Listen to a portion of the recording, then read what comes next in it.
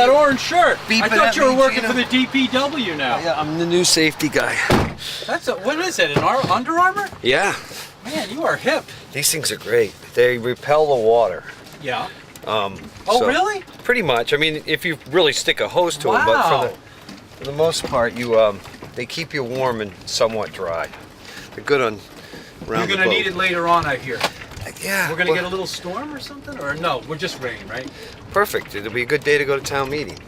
Tomorrow, yes. You won't feel guilty. You excited about that? Yeah, I like the Saturday town meeting. I mean, it's a long day, but I'd rather get it all over with if we can, and instead of stretching out a week, you know. So Yes. I think it's an even longer day after everybody's been to work, and then you have to go and try to concentrate on town finances and all that. That's a good point. So do you think it'll be done tomorrow? I'm optimistic. Yeah. So what are you doing with your day-to-day, Bob? Today, let's see, I've been in Sconset twice. I've been in Lumberyard twice. I'm going to probably end up back in Sconset. What's going on? You're still doing the work for... I'm still doing construction for probably another month or so, and then I'll start getting the boat ready. What are you working on as far as construction goes? What's the job? I'm project managing, so I'm making sure that everybody's got what they need. The subs got everything they need, and the materials are there, and everything is I'm making sure all the I's are dotted, the T's are crossed. You have a background in construction? Is that why? Yeah, I've been doing construction in Nantucket since the 70s. Off and on, full time. You had to, because you can't fish all the time, right? Right, Your dad and was a fisherman. before my dad passed away, when he had the charter business, I did construction full time. Did he do that too? No, he just scalloped and fished. That was his thing. So. All right. He couldn't cut a straight line if he had to. So you like the off season? I mean, you like doing a different job. If you could fish all the time, would you? I wish I could fish all the time, but not to the extreme that I fish now. I'll be honest, the charter business is, that 7-day-a-week, 15-hour-a-day thing is getting old. Yeah, I bet. You know, if my friends that are in the charter business in Florida, it's a 12-month season, so they actually take a day off, and they're not booked every day, so it's a little bit more like a normal job, you know. Where here, it's anyone who works in the tourism industry or a seasonal business, they have, it's a 3-month grind. You don't get days off in the summer very often. No, that's true. What do you do what are you passionate about outside of being a selectman? What do you like to do with your time? Work right now, it seems work? like. I love to ski, Gino. You do? I do. I try to get up to Stowe. We go to Stowe a lot. I really love it up there. It's a beautiful town. Reminds me a lot of Nantucket, except that they've got mountains instead of the ocean. Yep. So we get up there at least twice a year, if not more. When Raymond, my son, was younger, we used to go and get a couple winters. We had season passes, and we were up there every weekend. Wow, that is great. Yeah, I kind of grew up in Vermont myself in the 70s. I was Mount Escutney. Maybe drive by that once in a while. They went out of business, unfortunately, but it's still there. No, skiing's great. It's a good excuse for snow. You got it. We need to figure out some place here where we could ski, especially after winter like this. Well, if we hadn't mined the dump, we could have worked on that, right? Yeah. So, anyway, okay, Bob, so I've asked everybody, all you selectmen candidates, to pose 2 questions that you'd like not only yourself to answer, but the other candidates. Let's start with yours. All right. Okay, your first question was, what is the biggest priority for the town to address right now?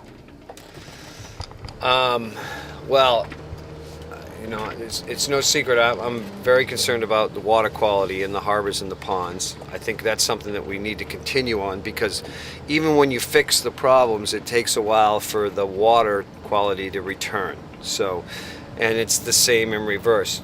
We could have a problem now that we're not even seeing the effects of yet. So we need to constantly monitor that stuff and make sure it's all good. Space needs... Doing that means...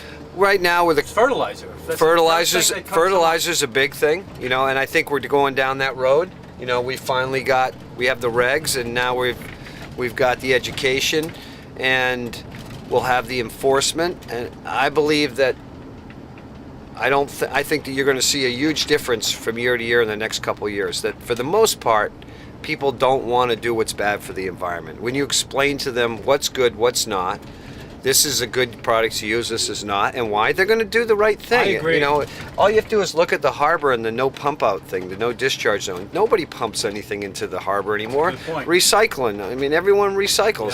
Yeah. They, our kids do it instinctively. Even when my son went to college in New Hampshire, they don't recycle there. He recycles in his house. It's just that he was brought up that way. So, I think that you're going to see a drastic decrease in the nitrogen from fertilizers, but it's not fertilizer alone. It's septic systems, it's storm runoff, and we need to address all those things, which we're doing with the comprehensive wastewater management plan and the storm drain improvements, and we'll continue along those lines and we're fortunate. We're not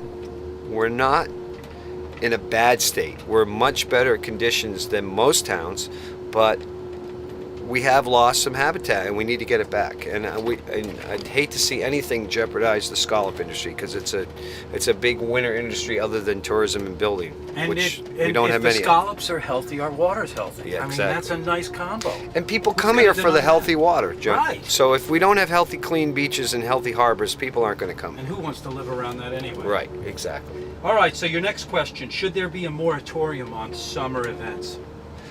I think we've maxed out. This was actually my question. I know it is. I think we've maxed out on summer events. It seems like every weekend there's a walk or a concert or a fundraising event, and there's a fine line there of having these events and having an island that isn't so busy and so crazy that nobody comes here. I mean, I think like wine festival and film festival and comedy festival and all these things, and the pops, I couldn't imagine the summer without them. Right. And the same thing for the triathlon. I think it's a great event, and it gets people outside. And one of my biggest things, I think it's going to be this country's biggest epidemic in the next 20 years is obesity and people not getting enough exercise and health issues from it. Yep. So anything that'll get people outside and doing exercise is great.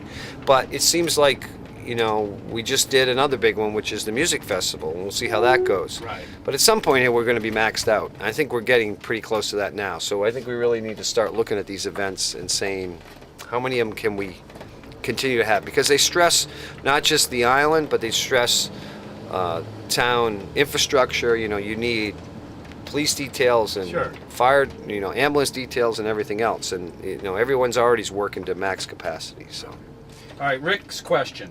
If you are elected, will you commit to seeing that the town lives up to its stated intention to secure alternative access to Baxter Road?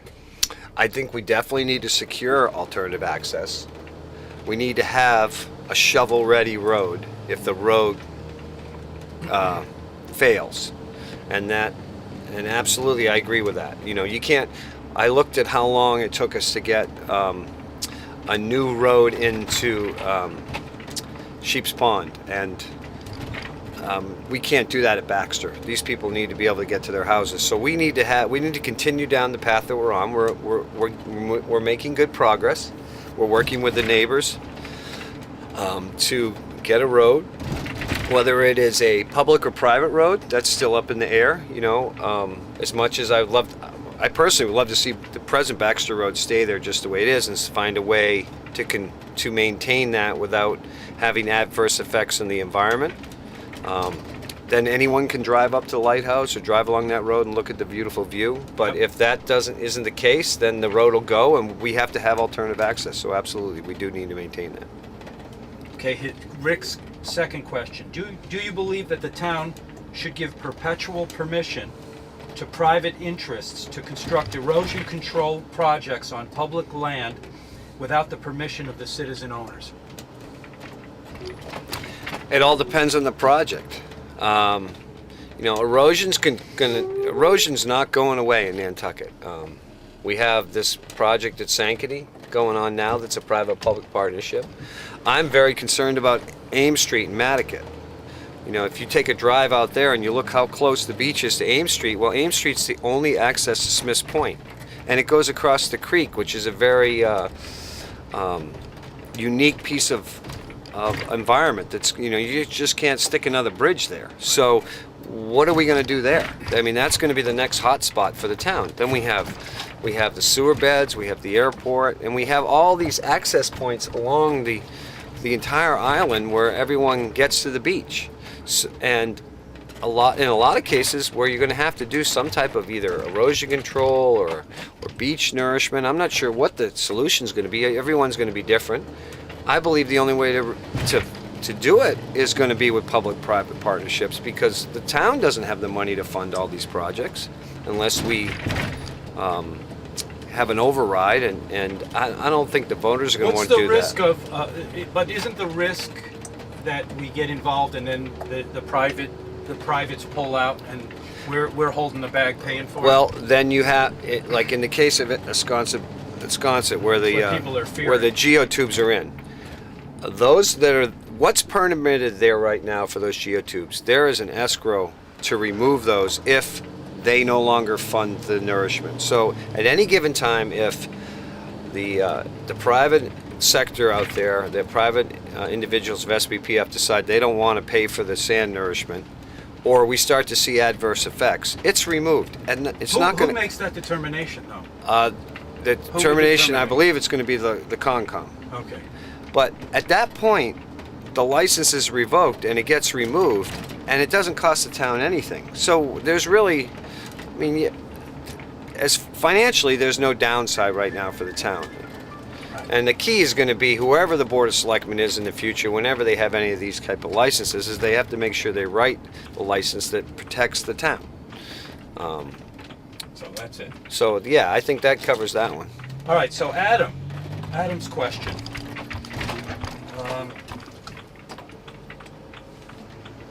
Almost 10 years ago, the voters of Nantucket approved the purchase, the land opposite to the new police station, with the intention of having it used for affordable housing, giving the authority to the BOS to handle. We've built an $18 million police station, but nothing has been done so far to build affordable housing.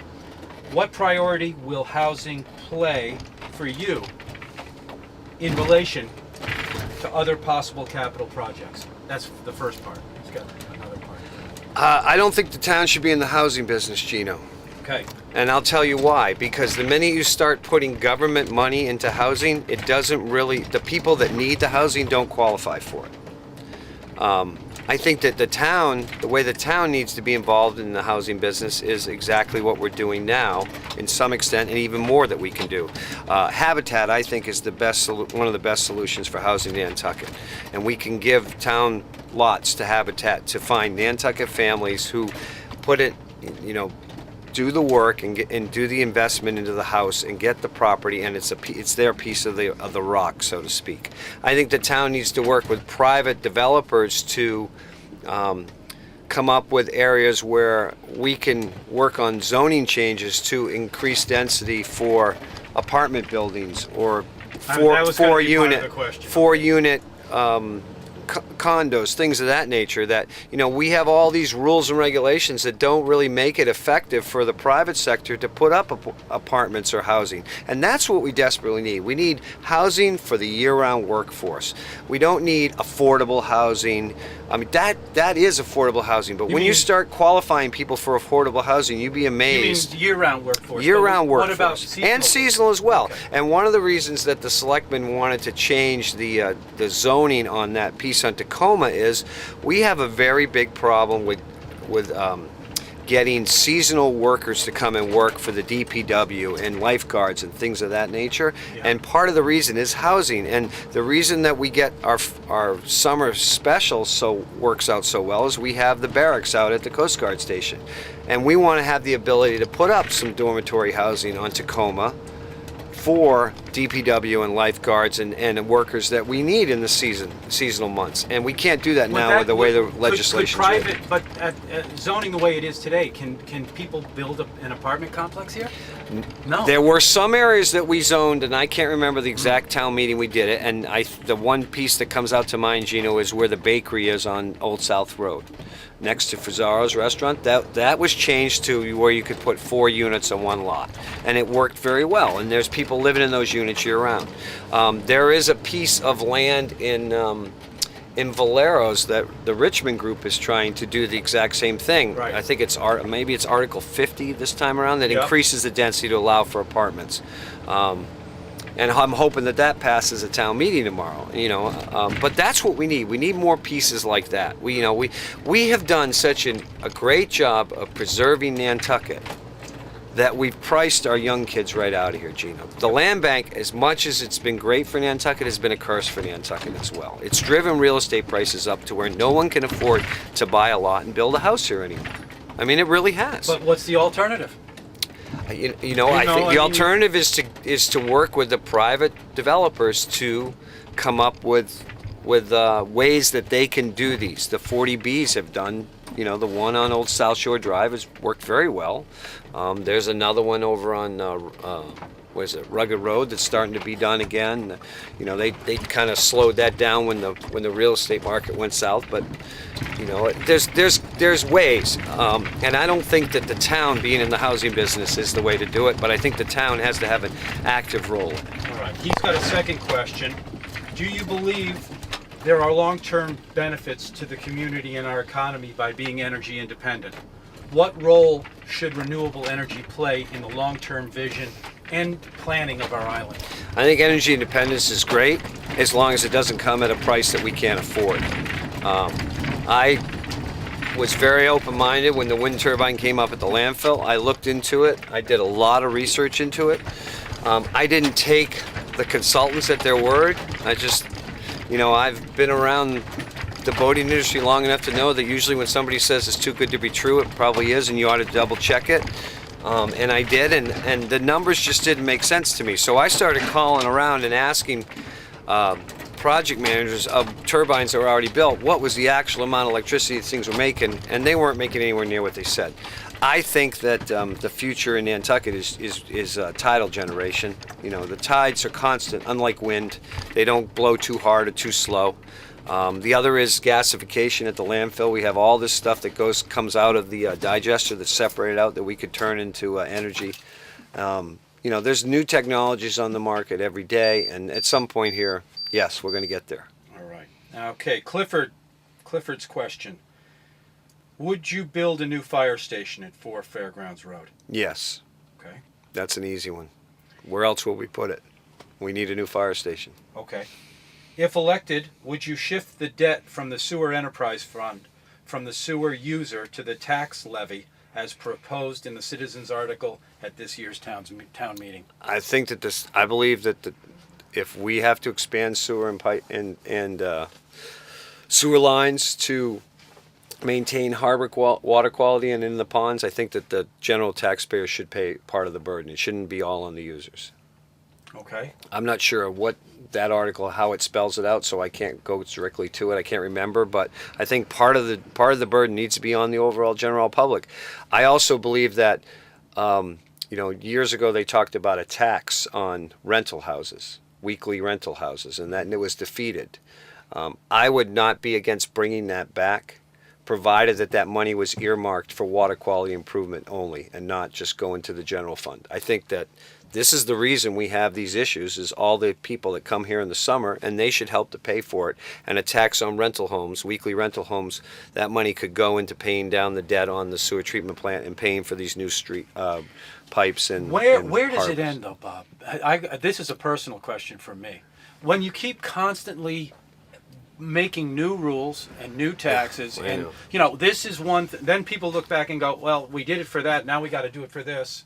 You know what I'm saying? Yeah. I know people are frustrated about that. But at some point you got to figure out ways to pay for them. So either you just stick it all onto the tax levy, or you come up with creative ways to pay for it. Now, or you live within your means and you don't buy when you think you need to buy. Right. And you But when I was a kid growing up in Nantucket and there were 2,500 people living here year-round, and the island jumped to 25,000 in the summer, we didn't have water quality issues that we have now. Right. Now we have 10 to 12,000 people living here, and we have 50,000 in the summer. And the reason that our ponds are deteriorating and our harbors are deteriorating is because of all the sewage that's going into the harbor and fertilizers and all that stuff. So, okay, does that mean we're going to spread all of that debt on a handful of sewer users and taxpayers, or should we also collect some of the income from the people that are renting these houses by the week that are causing the problems? You know, it's kind of like income tax versus the FAIR plan, where I love the idea of just putting a sales tax on everything and getting rid of everything else. And then every person, no matter what you buy, no matter whether it's a pack of gum or a $50 million jet, you pay a tax rate, and that's it. Well, that's the single payer plan too. For healthcare too. I mean, that's what that would take care of that. Yeah. But anyway, anything else you want to say? Because we're going to run out of tape here in a second. No. I just, I hope that we see a good turnout at town meeting and at the polls, and may the best man win.